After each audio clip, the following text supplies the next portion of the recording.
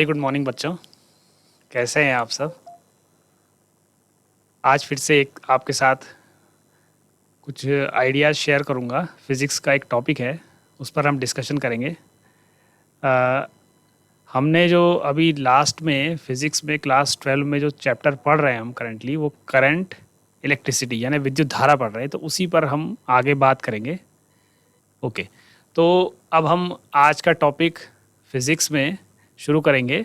तो अभी तक हमने जो विद्युत धारा ये जो यूनिट है, चैप्टर है, इसमें हमने कुछ टॉपिक्स पढ़े। जैसे शुरुआत में हमने विद्युत धारा क्या है इसको समझा और विद्युत धारा से संबंधित अलग अलग भौतिक राशियों को परिभाषित किया। तो चलते हैं बोर्ड की तरफ, देखते हैं अभी तक हमने क्या पढ़ा और आज हम क्या पढ़ने वाले हैं। तो शुरू करते हैं आज का टॉपिक करंट इलेक्ट्रिसिटी पर। तो बच्चों आते हैं बोर्ड पर। जैसे हमारा एक चैप्टर चल रहा है विद्युत धारा, इसमें अभी तक आपने क्या क्या पढ़ा? एक तो आपने विद्युत धारा की परिभाषा पढ़ी, विद्युत धारा को आपने परिभाषित किया। इसके अलावा आपने धारा घनत्व, करंट डेंसिटी, धारा घनत्व को आपने परिभाषित किया, ठीक है, जिसे हम वेक्टर जे से दिखाते हैं। आपने और क्या पढ़ा इस पाठ में? अभी मुक्त इलेक्ट्रॉन घनत्व। एक छोटा सा रिमाइंडर मैं आपको करवा रहा हूं इससे पहले कि हम आगे बढ़ें। इस पाठ में आप क्या क्या पढ़ चुके हैं? मुक्त इलेक्ट्रॉन घनत्व, जिसे हम एन या एनई से दिखाते हैं, ठीक है, यानी प्रति एकांक आयतन में कितने मुक्त इलेक्ट्रॉन है किसी भी पदार्थ के। इसके बाद आपने किसी चालक के सिरों पर जब आप कोई बैटरी जोड़ते हैं तो उसमें मुक्त इलेक्ट्रॉनों का जो एक औसत वेग होता है, जो वो एक नियत वेग प्राप्त कर लेते हैं धन सिरे की तरफ, ऋण सिरे से धन सिरे की तरफ, जिसे आप अनुगमन वेग कहते हैं। तो अनुगमन वेग को आपने परिभाषित किया, अनुगमन वेग या अपवाह वेग, जिसे आप ड्रिफ्ट वेलोसिटी यानी वीडी से प्रदर्शित करते हैं। आपने अनुगमन वेग और विद्युत धारा में संबंध यानी I = -NE/A/VD, इस संबंध को भी प्राप्त किया, इसको याद किया, इस पर न्यूमेरिकल्स किए। इसके अलावा आपने ओम का नियम, ओम का नियम पढ़ा, जिसमें कि विद्युत प्रतिरोध को परिभाषित किया गया, इलेक्ट्रिकल रेजिस्टेंस को, और उसे आपने विद्युत प्रतिरोध को परिभाषित किया किसी चालक के सिरों पर आरोपित विभवांतर और उसमें प्रवाहित धारा के अनुपात के रूप में, जो कि एक स्थिरांक होता है अगर चालक की भौतिक अवस्थाएं न बदलें। आपने ओम के नियम की उपपत्ति भी पढ़ी, इसको प्रूव भी किया, और उसमें आपने आर का एक सूत्र प्राप्त किया, R = mL/ne²τA।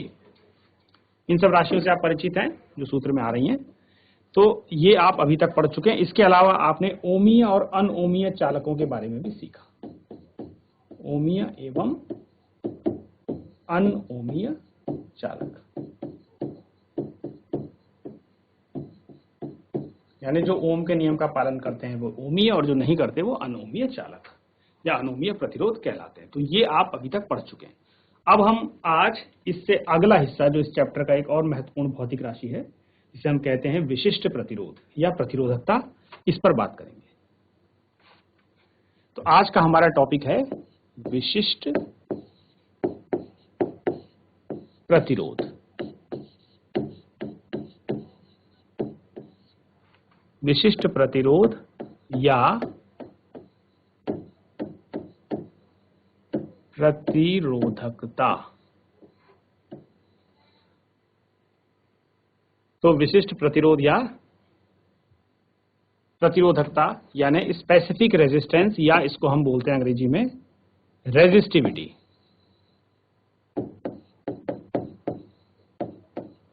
स्पेसिफिक रेजिस्टेंस या रेजिस्टिविटी इसे हम कहते हैं, और इसके लिए हम प्रतीक होता है, एक ग्रीक अक्षर है रो, ठीक है। इसको कैसे परिभाषित करेंगे हम? तो जब ओम का नियम सामने आया तो उसके बाद ओम के नियम के संबंध में जो प्रयोग किए गए उसमें यह पाया गया कि किसी भी चालक का जो प्रतिरोध होता है वो उस दो बातों पे निर्भर करता है अगर भौतिक अवस्थाएं न बदले तो। एक तो वो चालक की लंबाई पे निर्भर करता है, और ये पाया गया कि लंबाई जितनी बढ़ेगी प्रतिरोध भी उसी अनुपात में बढ़ जाता है, यानी किसी भी चालक का प्रतिरोध उसकी लंबाई के समानुपाती होता है। ऐसा आप प्रयोगशाला में भी करते हैं, जब आप एक्टिविटीज करते हैं तो उसमें भी आपको एक एक्टिविटी है आपके पास जिसमें कि आप ये पाते हैं कि लंबाई को अगर डबल कर दें तो चालक का प्रतिरोध भी डबल हो जाता है, बशर्ते अन्य भौतिक अवस्थाएं न बदलें।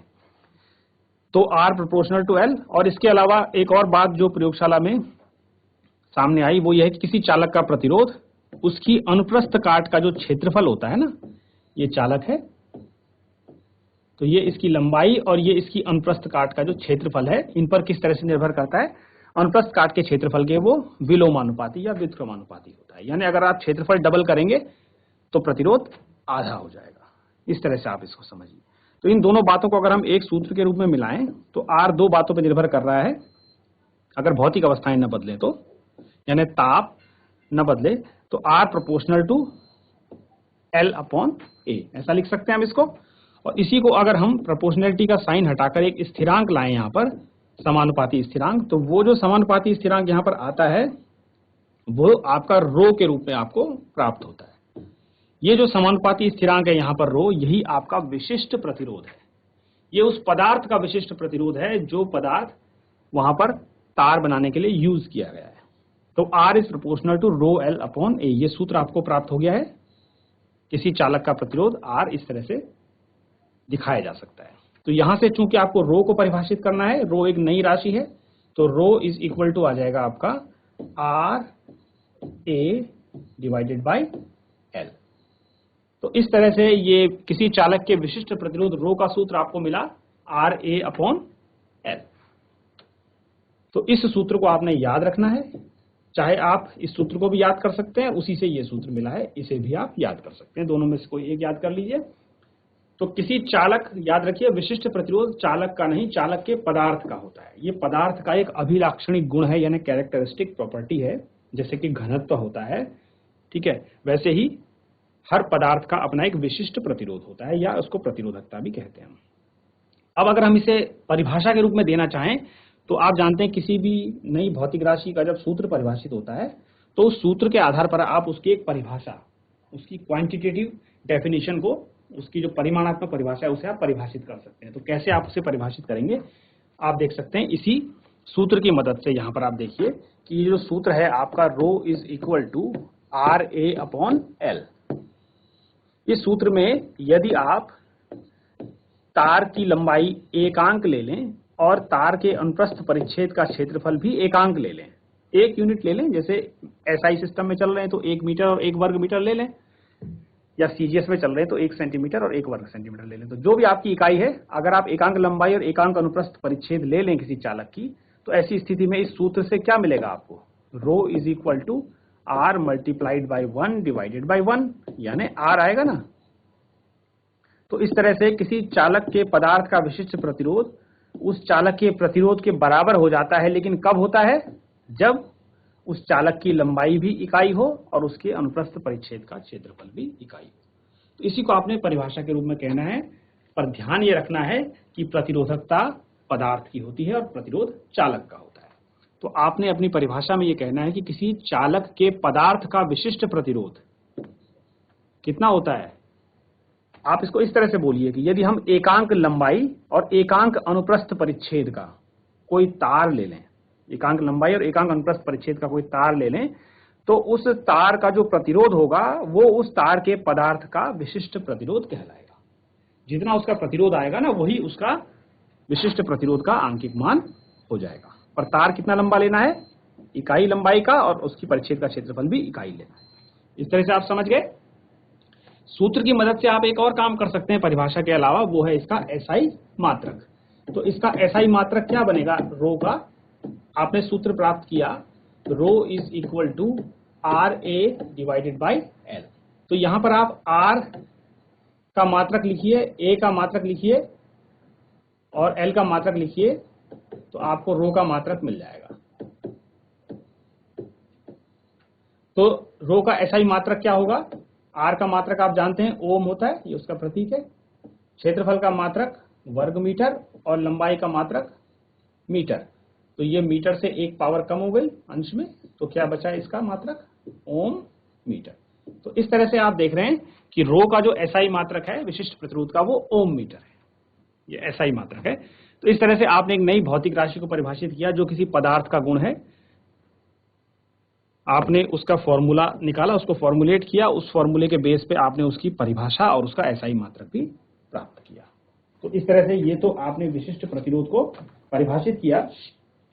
अब हम इसी से आगे बढ़ते हुए रो का एक सूत्र हम परमाणविक स्तर पर निकालेंगे, यानी परमाणविक स्तर पर जो राशियां हैं जैसे कि मुक्त इलेक्ट्रॉन घनत्व या श्रांति काल या इलेक्ट्रॉन का द्रव्यमान, मूल आवेश, इनके पदों में भी हम, जैसे हमने आर का सूत्र निकाला था वैसे ही हम रो का सूत्र भी निकालने जा रहे हैं। तो उसके लिए हम क्या करेंगे, जो आपने ओम के नियम की उपपत्ति की थी,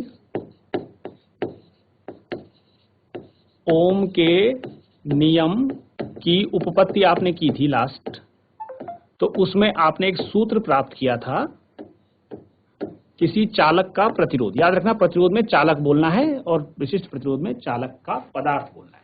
तो ओम के नियम की उपपत्ति में आपने क्या पढ़ा था? R is equal to ml upon NE square tau A, ये पढ़ा था आपने, समीकरण नंबर 1। और अभी अभी जो आपने जब रो को परिभाषित किया तो प्रयोगशाला में जो प्रयोग किए गए उसके बेस पे जो R का सूत्र आया, प्रयोगों के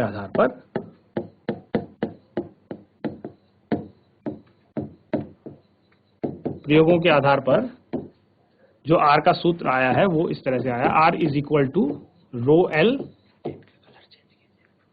डिवाइडेड बाय ए। ठीक है, अब इसके बाद ये आ गया आपका समीकरण नंबर 2। इस तरह से आपने देख लिया। अब देखते हैं हम R is equal to m l by n e square tau n, R is equal to rho l by, ये दोनों R के ही सूत्र हैं, अलग अलग स्थितियों में आपको मिले। इन दोनों सूत्रों की अगर आप तुलना करें तो तुलना करने में क्या होता है, बायां पक्ष इनका समान है समीकरणों का, तो दायां पक्ष भी समान होगा। तो तुलना करके आप देखें कि समीकरण 1 में जो दायां पक्ष है उसमें L अपॉन ए का गुणांक, और समीकरण 2 में जो दायां पक्ष है राइट हैंड साइड उसमें L अपॉन ए का गुणांक बराबर होना चाहिए। तो आप देख पा रहे होंगे कि रो की जो वैल्यू है वो आपको मिल जाएगी m upon n e square tau. तो इस तरह से आपको एक सूत्र प्राप्त हो गया है रो का। ये परमाणविक राशियों के आधार पर मिला है। किसी चालक के पदार्थ का विशिष्ट प्रतिरोध रो का सूत्र m upon n e square tau है। इसमें m है इलेक्ट्रॉन का द्रव्यमान, आप जानते हैं, n मुक्त इलेक्ट्रॉन घनत्व है उस पदार्थ का, e मूल आवेश है जो कि न्यूनतम संभव आवेश है, और टॉ उस पदार्थ का श्रांति काल है जो कि ताप पर निर्भर करता है। तो इस तरह से आप देख रहे हैं कि रो इन राशियों पर निर्भर करता है परमाणविक स्तर पर। इसमें से हम देखते हैं कौन कौन सी राशियां ऐसी हैं जो कि बदल सकती हैं और कौन सी जो नहीं बदलती हैं। देखो आप, इलेक्ट्रॉन का द्रव्यमान तो हमेशा स्थिर होता है, वो कोई नहीं बदल सकता, और मूल आवेश भी प्रकृति में एक स्थिरांक है, ये भी स्थिर राशि है। और चूंकि हम किसी खास पदार्थ का तार ले रहे हैं तो उस तार का जो n होगा, जो मुक्त इलेक्ट्रॉन घनत्व होगा, वो भी नहीं बदलेगा, क्योंकि n तो तब बदलता है जब आप एक पदार्थ से दूसरे पदार्थ में जाते हैं। क्योंकि आप सेम पदार्थ के लिए प्रयोग कर रहे हैं, तो जब तक आप पदार्थ नहीं बदलेंगे तो n भी स्थिर रहेगा, मुक्त इलेक्ट्रॉन घनत्व भी स्थिर है। तो m, e और n स्थिर हो गए, तो कुल मिलाकर जो है टाउ, टाउ क्या है, शांति काल। जब मुक्त इलेक्ट्रॉन अनुगमन वेग करते हैं ना, किसी चालक को जब आप बैटरी से जोड़ते हैं तो उसमें जो है वैद्युत क्षेत्र के विपरीत दिशा में इलेक्ट्रॉन गति करते हैं ना, वैद्युत क्षेत्र तो धन सिरे से ऋण सिरे की ओर स्थापित हो जाता है, और मुक्त इलेक्ट्रॉन इसके विपरीत दिशा में अनुगमन वेग से गति करते हैं, तो वो लगातार टकराते हैं आयनों से, जिन आयनों से वो निकले हैं। तो दो क्रमागत टक्करों के बीच, दो लगातार टक्करों के बीच का जो एक औसत समय होता है उसे हम श्रांति काल कहते हैं। ठीक है, तो ये श्रांति काल जो होता है ये ताप पर निर्भर करता है। श्रांति काल किस पर निर्भर करता है, चालक के ताप पर, टेम्परेचर पर। तो इसका मतलब यह है कि श्रांति काल तो स्थिर नहीं होता। बच्चों, आपको अगर कोई प्रश्न पूछना है तो आप हैंड रेज कर सकते हैं, वहां पर हैंड रेज का ऑप्शन है, तो आपके प्रश्नों का मैं जवाब देने की कोशिश करूंगा। और बाकी आप अपनी नोटबुक में इसको नोट करते रहिए और इसको घर में रिवाइज करिए। आपके सर भी आपको पढ़ा रहे हैं तो उससे भी आपको मदद मिलेगी, और आप दोनों चीजों को समझिए और ज्यादा से ज्यादा आंकिक प्रश्न करिए। अब आपकी अर्धवार्षिक परीक्षाएं भी आ रही हैं, तो एक रिवीजन के तौर पर भी इसको आप देख सकते हैं। तो जैसे आपने देखा यहां पर कि रो का जो मान है वो ताव पर निर्भर कर रहा है, कुल मिलाकर शांतिकाल पर निर्भर कर रहा है, और शांतिकाल निर्भर करता है ताप पर। इसका मतलब ये हो गया कि किसी भी पदार्थ का जो विशिष्ट प्रतिरोध है वो केवल किस पर निर्भर करता है, उस पदार्थ के ताप पर निर्भर करता है। ये इस बात से ये सार निकल के आया है जो हमने रो का नया सूत्र निकाला है कि किसी भी पदार्थ का जो विशिष्ट प्रतिरोध है वो केवल उसके तापमान पर निर्भर करता है। अगर आप ताप न बदलें तो उसका विशिष्ट प्रतिरोध स्थिर रहेगा, वो बदलेगा नहीं कभी भी। ठीक है, इसलिए आपने देखा होगा कि जो आपकी प्रैक्टिकल्स की बुक है उसमें पीछे कुछ स्थिरांकों के मान दिए हैं, उसमें विशिष्ट प्रतिरोध भी मिलेंगे आपको। चांदी, तांबा, सोना, एल्यूमिनियम, मैंगनीज, कांस्टेंट, नाइक्रोम, तमाम धातुओं के मिलेंगे। तो उसमें आप देखेंगे कि साथ साथ ताप भी दिया होगा उसमें कि किस ताप पर वो रो का मान दिया हुआ है। वो ताप क्यों दिया हुआ है? वो ताप इसलिए दिया हुआ है क्योंकि अगर ताप बदलेंगे तो रो बदल जाएगा। ठीक है, तो आप याद रखिए दो बातें जो आपने रो के बारे में सीखी हैं विशिष्ट प्रतिरोध के बारे में। पहला तो ये पदार्थ का गुण है और दूसरा ये केवल ताप पर निर्भर करता है। तो ये बातें हमारी समझ में आई। अब रो से आगे बढ़ेंगे हम। इसी से संबंधित एक और राशि है जिसे हम बोलते हैं विशिष्ट चालकता या चालकता।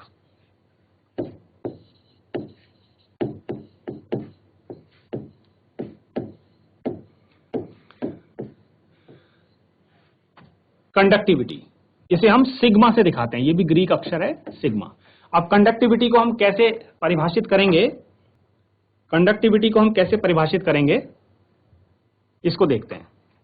तो देखो, कंडक्टिविटी और जो आपने रो पढ़ा ना स्पेसिफिक रेजिस्टेंस, इसमें बड़ा घनिष्ठ संबंध है। दोनों ही राशियां जो है वो मूल रूप से जुड़ी हुई हैं एक दूसरे से, दोनों ही पदार्थ का गुण है। जैसे आपने रो को परिभाषित किया तो सिग्मा की जो परिभाषा निकल के आती है, सिग्मा इज इक्वल टू होता है 1/रो।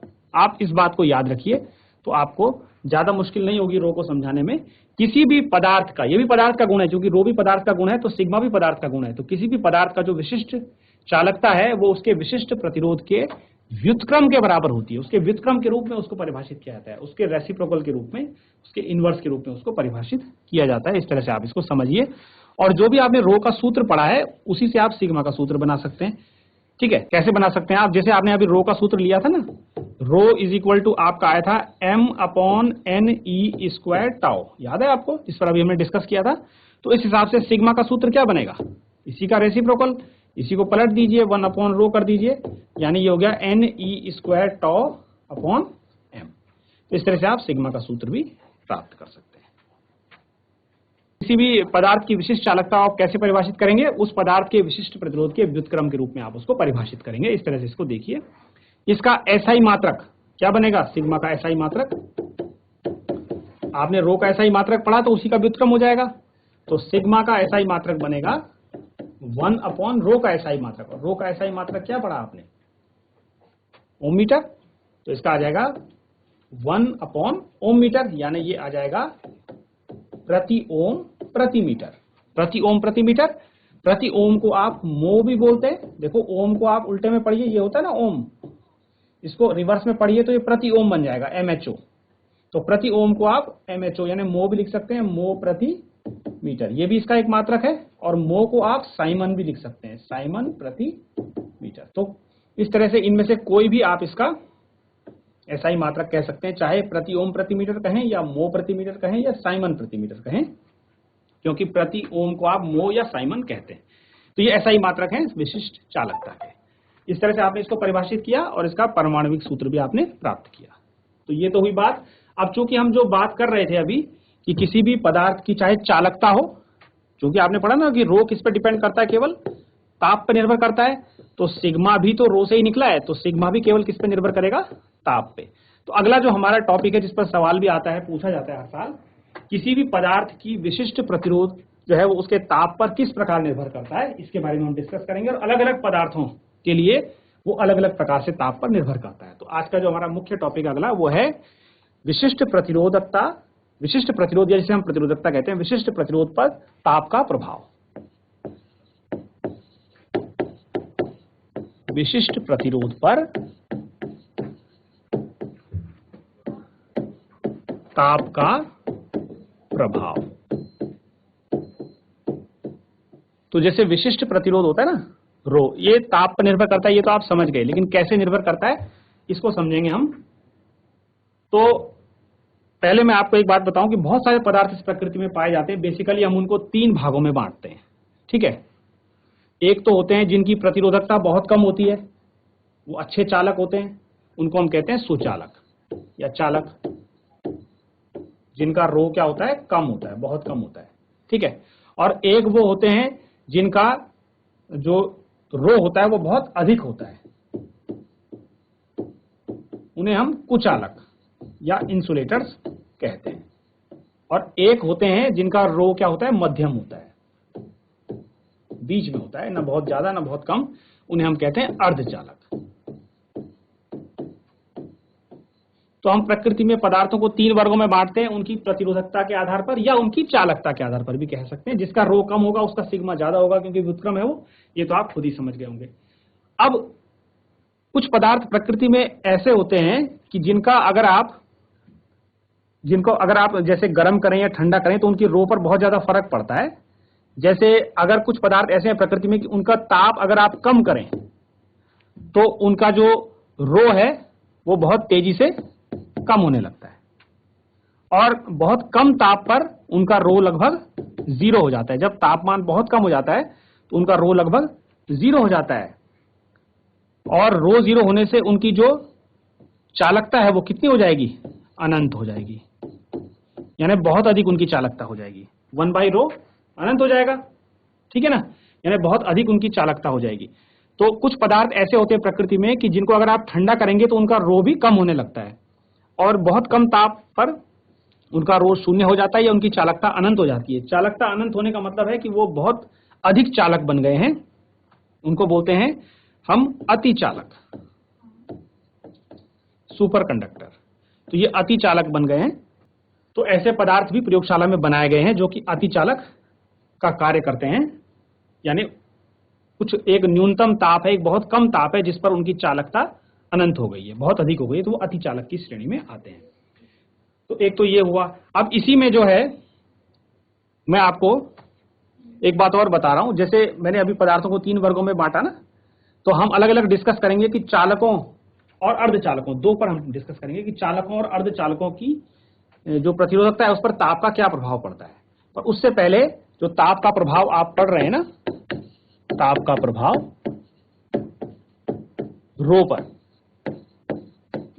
रो पर आप ताप का प्रभाव पढ़ रहे हैं। तो जो आप रो पर ताप का प्रभाव पढ़ रहे हैं, इसमें एक सूत्र के रूप में हम इसको समझेंगे। ये सूत्र है कि मान लो कोई चालक है, कोई तार है, ठीक है, और इसका तापमान शुरू में था T0, ये केल्विन में है प्रारंभिक ताप। आपने इसको गर्म किया और इसका ताप बढ़कर हो गया T डिग्री केल्विन, ओके। जब इसका तापमान कम था तो इसके पदार्थ की प्रतिरोधकता थी ρ0, और जब आप गर्म करेंगे तो गर्म करने से प्रतिरोधकता बदलेगी, जैसा अभी हमने डिस्कस किया। तो ताप आपने बढ़ा दिया ना, तो ताप बढ़ाने से ρ0 भी बढ़ जाएगा और ये बढ़ के हो गया ρT, ठीक है। तो इस तरह से आप देख सकते हैं कि ताप बढ़ाने से प्रतिरोधकता भी इसकी बढ़ गई है, तो या बदल गई है। अब जरूरी नहीं कि बढ़े, पर बदल गई होगी। अभी हम देखेंगे किसी की बढ़ेगी किसी की घटेगी। तो ये है।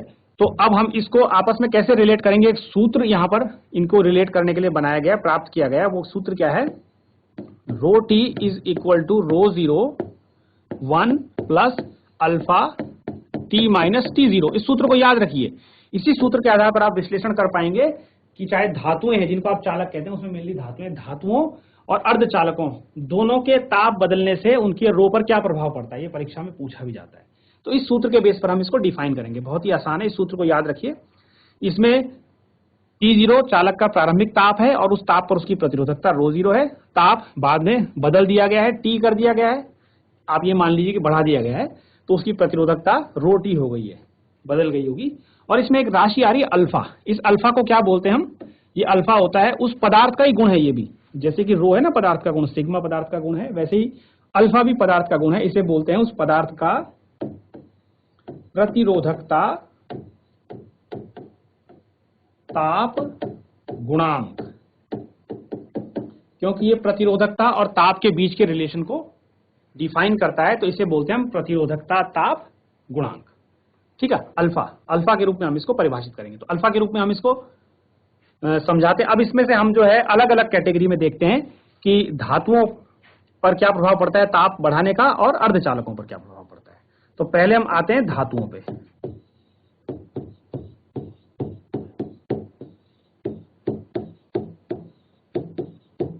तो जैसे धातुएं हैं ना, तो धातुओं में यह पाया गया है अध्ययन करके कि जो उनका अल्फा होता है वो धनात्मक होता है, greater than zero. Greater than zero का मतलब क्या है, अल्फा उनका शून्य से बड़ा, शून्य से बड़ा मतलब धनात्मक है, तो उनका प्रतिरोधकता ताप गुणांक धनात्मक होता है। और जब धनात्मक होगा तो क्या होगा, जब ये राशि धनात्मक होगी, पॉजिटिव होगी, तो आप देख लीजिए कि जब आप तापमान को T0 से बढ़ाकर क्या करेंगे, T करेंगे, ताप को आप बढ़ा रहे हैं ना, ठीक है। तो जब आप ताप बढ़ाएंगे तो ये चीज धनात्मक आएगी, क्योंकि ये जो आप T है ये ज्यादा है T0 से, ये धनात्मक राशि आएगी T माइनस T0, और अल्फा भी धनात्मक है, तो इनकी गुणा करके यहाँ पर धनात्मक राशि आएगी और वो एक में जुड़ जाएगी। समझ लीजिए, बहुत सिंपल है। और एक में जुड़ने की वजह से वो ये जो राशि बड़े ब्रैकेट के अंदर है ना, बड़े कोष्ठक के अंदर, ये एक से अधिक हो जाएगी, जैसे 1.2, 1.15 ऐसे हो जाएगी। और जब उसमें उसकी जो प्रारंभिक प्रतिरोधकता है रो जीरो, उससे जब गुणा होगा उसका, तो निश्चित रूप से वो बढ़ जाएगी। तो इसका मतलब ऐसी स्थिति में ताप बढ़ाने से क्या होगा, उसकी जो बाद में जो प्रतिरोधकता आएगी वो उसकी प्रारंभिक प्रतिरोधकता से ज्यादा आएगी, ठीक है। तो जब भी आप ताप बढ़ाएंगे, ठीक है, जब आप ताप क्या करेंगे, T ग्रेटर देन T0, यानी जब आप ताप को बढ़ाएंगे तो प्रतिरोधकता भी बढ़ जाएगी। ये सभी धातुओं का मूल गुण है। तो याद रखिए इस बात को, धातुओं को गर्म करने से, क्योंकि उनका अल्फा धनात्मक है, तो उनको गर्म करने से उनकी प्रतिरोधकता भी बढ़ जाती है, और जब प्रतिरोधकता बढ़ेगी तो उनके प्रतिरोध भी बढ़ जाएगा, उस तार का प्रतिरोध भी बढ़ जाएगा, है ना। तो सीधी सी बात है, क्योंकि R बराबर क्या होता है, रो L अपॉन A। जब आप गर्म करोगे तो रो बढ़ेगा ना उसका, तो रो बढ़ने से R भी बढ़ जाएगा। इसलिए आपने देखा होगा प्रयोगशाला में जब हम प्रयोग करते हैं तो हम तार को ज्यादा देर तक उसमें सर्किट ऑन नहीं रखते हैं, नहीं तो वो गर्म हो जाता है। बीच बीच में आपको सर ने बोला होगा कि इसकी कुंजी को निकाल दीजिए। जब आप प्रयोग नहीं कर रहे होते उस समय अनावश्यक कुंजी को लगाने से तार गर्म होता है, और तार गर्म होने से रो बढ़ जाएगा, और रो बढ़ेगा तो R बढ़ जाएगा। तो जो आप प्रयोग कर रहे हैं उसमें R बदलता रहेगा, कभी बढ़ जाएगा जब गर्म होगा तार, तो आपकी रीडिंग सही नहीं आएंगी। इसलिए उसमें सर्किट में से कुंजी को निकाल दिया जाता है, परिपथ को तोड़ दिया जाता है। तो ये बातें इसी बात को ध्यान में रखते हुए की जाती है। तो ये बात आप समझ गए कि धातुओं पर क्या प्रभाव पड़ता है, ताप बढ़ाने से उनकी प्रतिरोधकता बढ़ती है। अब इसी बात को हम थोड़ा आगे बढ़ाते हैं। जैसे अब हम आते हैं कुछ विशेष प्रकार की मिश्र धातुओं पर। दूसरा कौन है, मिश्र धातुएं। कुछ खास मिश्र धातुएं हैं। मिश्र धातुएं मतलब जो 2 या 3 धातुओं से मिला के बनी है धातु, ये भी धातुएं हैं। जैसे इनमें 3 धातुएं मुख्य हैं जो प्रयोगशाला में यूज होती हैं। एक है मैंगनीन, आपने सुना होगा इनका नाम, एक है कॉन्स्टेंटन, और एक है नाइक्रोम। तो ये 3 मुख्य मिश्र धातुएं हैं जो प्रयोगशाला में प्रतिरोधक तार बनाने में यूज होती हैं। मैंगनीन, कॉन्स्टेंटन और नाइक्रोम क्यों यूज होती है उस पर भी हम डिस्कस करेंगे, ठीक है।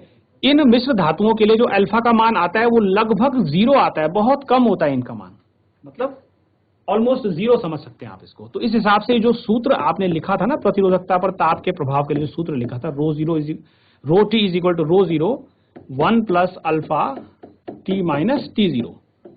तो जब आप गर्म करेंगे इसको, यानी प्रारंभिक ताप T0 है, बाद में आपने बढ़ा दिया, T कर दिया, अब इसका अल्फा तो लगभग 0 है, तो इसको आप अगर 0 मान लें तो चाहे आपने कितना भी बढ़ाया हो ताप को, ये कुछ भी राशि आए, अल्फा 0 होने की वजह से, लगभग 0 होने की वजह से ये राशि तो 0 आ जाएगी ना, 0 से गुणा होने की वजह से ये 0 हो जाएगा, और 1 में 0 जुड़ेगा तो 1 ही रहेगा इस बड़े ब्रैकेट में, यानी 1 रहेगा तो 1 को रो 0 से गुणा करेंगे तो कोई परिवर्तन नहीं होगा, यानी रो T लगभग रो 0 के ही बराबर आ जाएगा।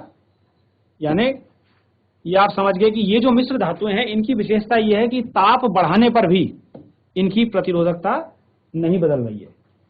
तो इनके बने हुए जो तार होंगे, इन मिश्र धातुओं के बने हुए जो तार होंगे, अगर आप इसका ताप बढ़ाएंगे भी तो भी इनका रो तो बदल नहीं रहा है, वही है ना। तो रो स्थिर है तो इनका आर भी क्या रहेगा, रो एल अपॉन ए के सूत्र से। जब रो नहीं बदल रहा है तो आर भी उनका स्थिर रहेगा। यानी इन धातुओं के बने हुए जो तार हैं उनका प्रतिरोध ताप बढ़ाने पर भी ऑलमोस्ट वही बना रहता है, बदलता नहीं है। इसीलिए प्रयोगशाला में जो उपकरण है, जैसे आपने देखा होगा मीटर सेतु का प्रयोग आपने किया होगा, उसमें तार होती है ना कांस्टेंट टन की, मीटर सेतु हो गया, या आपका पोस्ट ऑफिस बॉक्स हो गया, या आपका रेजिस्टेंस बॉक्स हो गया, प्रतिरोध बॉक्स देखा होगा आपने, जिसमें बहुत सारे प्रतिरोध होते हैं, उन पर प्लग लगे होते हैं, उससे आप कोई भी प्रतिरोध परिपथ में लगा सकते हैं। प्रतिरोध बॉक्स हो गया। विभव मापी आपने देखा होगा, तो विभव मापी में भी तार होती है। ये सभी तारें इन्हीं मिश्र धातुओं की बनी होती हैं। कारण क्या है कि ताप बदलने से भी, जैसे प्रयोग के दौरान ताप बढ़ भी रहा है, तब भी इनका रो नहीं बदलता है, इसलिए इसमें रीडिंग जो होती है वो फ्लक्चुएट नहीं होती है, ज्यादा परिवर्तित नहीं होती है, अनावश्यक रूप से आपकी रीडिंग्स ज्यादा एक्यूरेट आती है। तो ये मिश्र धातुओं की विशेषता, ये पूछा भी जाता है इस पर।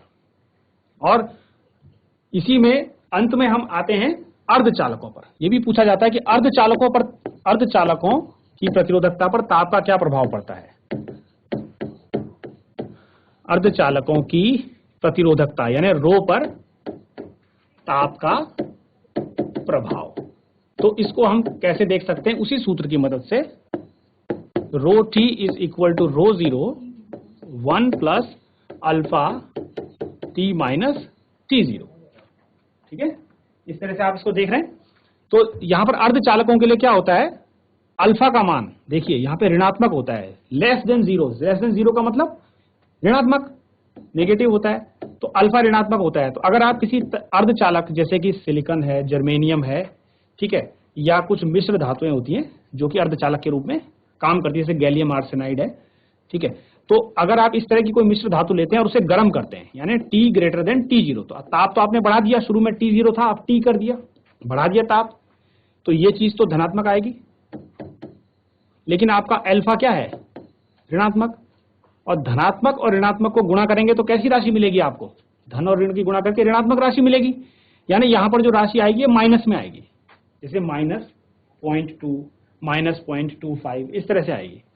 तो जब आप ऋण में आएगी तो 1 में से ये राशि जुड़ेगी नहीं बल्कि घटेगी ऋण में आने की वजह से। तो 1 में घटेगी, मान लो ये 0.2 आया माइनस में, तो अंदर क्या आएगा 1 माइनस 0.2 यानी 0.8 आएगा ना ब्रैकेट के अंदर। अब बाहर से क्या है रो 0।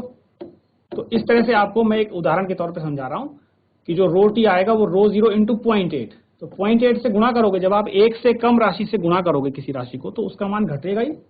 तो इसका मतलब रो टी क्या हो जाएगा, लेस देन रो 0, यानी जितना पहले था प्रतिरोधकता उससे कम हो जाएगी। तो ये एक बिल्कुल उल्टा प्रभाव है, जैसा प्रभाव चालक दिखा रहे हैं उसके विपरीत प्रभाव अर्धचालक दिखा रहे हैं। चालकों में जहां ताप बढ़ाने से रो बढ़ रहा है, वहीं अर्धचालकों में आप देख रहे हैं कि ताप बढ़ाने से प्रतिरोधकता घट रही है। ठीक है, यानी प्रतिरोधकता घट रही है मतलब उनकी चालकता बढ़ रही है। कुछ बच्चे या कुछ जो है उसमें कंफ्यूज हो जाते हैं कि प्रतिरोधकता और चालकता में ताप के प्रभाव में वो कंफ्यूज हो जाते हैं। तो इसके लिए आपको क्या याद रखना है, आप कोई एक पर प्रभाव याद करिए, जैसे प्रतिरोधकता पर ताप का प्रभाव याद करिए तो चालकता उसी से याद हो जाएगी आपको। सभी बच्चे नोट करें बेटा, आप अपनी नोटबुक में इसको नोट करें और अपने नोट्स के साथ मिलाएं। ठीक है, आपको कोई डाउट हो तो आप हैंड रेज भी करें, ध्यान दीजिए। तो यहां पर आप देख रहे हैं कि T ग्रेटर देन T0, यानी जब आप ताप बढ़ाएंगे तो प्रतिरोधकता क्या हो रही है, कम हो रही है। ये बात आपको ध्यान में रखनी है अर्धचालकों के लिए। ठीक है, तो मैं ये कह रहा था कि चालकता के लिए अलग से याद करने की जरूरत नहीं है। अगर देखो अर्धचालकों में ताप बढ़ाने से प्रतिरोधकता घट रही है ना, अर्धचालकों में क्या हो रहा है, ताप बढ़ाने से प्रतिरोधकता घट रही है। तो विशिष्ट चालकता तो उल्टा होता है ना रो का, तो वो क्या होगी, बढ़ेगी। सीधी सी बात है, अगर ताप बढ़ाने से रो कम हो रहा है तो सिग्मा बढ़ेगा। और धातुओं में क्या होता है, ताप बढ़ाते हैं तो रो भी बढ़ता है, तो रो बढ़ेगा तो सिग्मा घटेगा, सीधा से है रूल। तो सिग्मा के लिए अलग से याद करने की जरूरत नहीं है, जो प्रभाव रो पर पड़ेगा उसका उल्टा प्रभाव सिग्मा पर पड़ेगा। इस तरह से आप इसको याद कर सकते हैं। जो आपने प्रतिरोधकता पर ताप का प्रभाव और प्रतिरोधकता को समझा, विशिष्ट चालकता को समझा और दोनों पर ताप के प्रभाव को अलग अलग कंडीशंस में समझा, इस पर आप छोटे छोटे सवाल करिएगा। ठीक है, और जो डाउट हो उनको हम अगले सेशन में डिस्कस करेंगे। इसी के साथ हम आज की क्लास अब समाप्त करते हैं। अगर आपका कोई डाउट है तो आप भेज सकते हैं, चैट के माध्यम से भेज सकते हैं। और बाकी हम अगले सेशन में कुछ आंखिक प्रश्न भी करेंगे। और इसमें अगला जो टॉपिक है जो प्रतिरोधों के संयोजन से संबंधित है, श्रेणी समांतर संयोजन से, उस पर भी बात करेंगे। तो मुझे लगता है आपको ये टॉपिक समझ में आया होगा। आप इसको YouTube लिंक पर भी देख सकते हैं। अपना जो प्रॉब्लम्स हैं, न्यूमेरिकल प्रॉब्लम्स, उनको सॉल्व करिए और अगले सेशन में मिलते हैं। Have a nice day. Thank you.